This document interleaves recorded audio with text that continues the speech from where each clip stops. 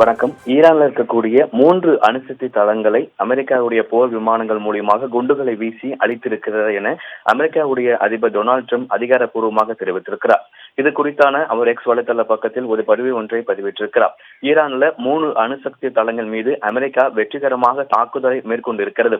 Porto, Natanz, எக்ஸ்பாஹின் உள்ளிட்ட ஈரான்ல இருக்கக்கூடிய 3 அணுசக்தி தளங்கள் மீது குண்டுகள் வீசப்பட்டிருப்பதாகவும், அணுசக்தி தளங்கள் மீது குண்டுகளை வீசிய அமெரிக்க போர் விமானங்கள் தற்பொழுது மீண்டும் அமெரிக்காவுடைய அந்த எல்லை பகுதிக்கு திரும்ப வந்திருக்கிறது என அவர் பதிவிட்டிருக்கிறார். ஈரான் மீது தாக்குதல் நடத்திய அமெரிக்க படை வீரர்களுக்கு அமெரிக்காவுடைய அதிபர் டொனால்ட் ட்ரம்ப் பாராட்டுகளையும் தெரிவித்திருக்கிறார்.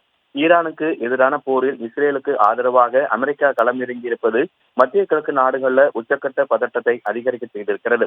தாக்குதல் குறித்து 2 வாரங்கள்ல முடிவு எடுக்கப்படும் என ட்ரம்ப் கூறிய நிலையில் தற்பொழுது திடீரென ஈரான் மீது தாக்குதலை மேற்கொண்டிருக்கிறார்கள்.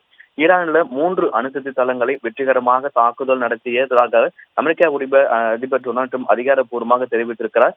ரஷ்யா உள்ளிட்ட பல நாடுகள் எச்சரிக்கையை மீறி தற்பொழுது ஈரான் மீது அமெரிக்கா தாக்குதலை நடத்தியிருக்கிறது.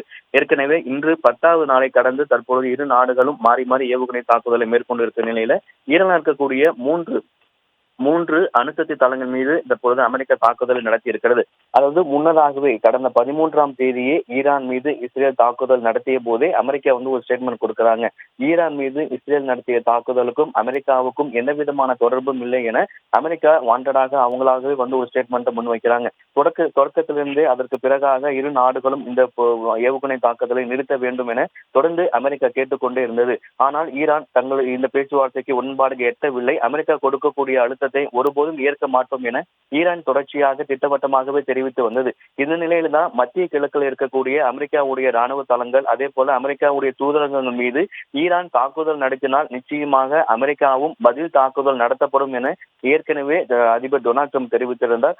அது மட்டும் இல்லாமல் இந்தியா பாகிஸ்தான் போரை குறிப்பிட்டு நாங்கள் எப்படி வர்த்தகத்தை முன்னிறுத்தி இந்த இந்தியா இரு நாடுகளுடைய போரை நிப்பாட்டினோமோ அதே போல ஈரான் இஸ்ரேல் போரை நிப்பாட்டுவோம் என அமெரிக்காவுடைய அதிபர் டொனால்ட் ட்ரம்ப் முன்னதாகவே தெரிவித்திருந்தார். இரு நாடுகளுக்கும் சமாதான பேச்சுவார்த்தை ஈடுபடுவார்கள் என எதிர்பார்த்த நிலையில்தான் தற்பொழுது ஈரான் மீது அமெரிக்காவும் தாக்குதல் நடத்தியிருக்கிறது. நாளைய தமிழகமே எங்கள் தலைவரே, உங்கள் பிறந்த நாளில் வாழ்த்தி வணங்குகிறோம்.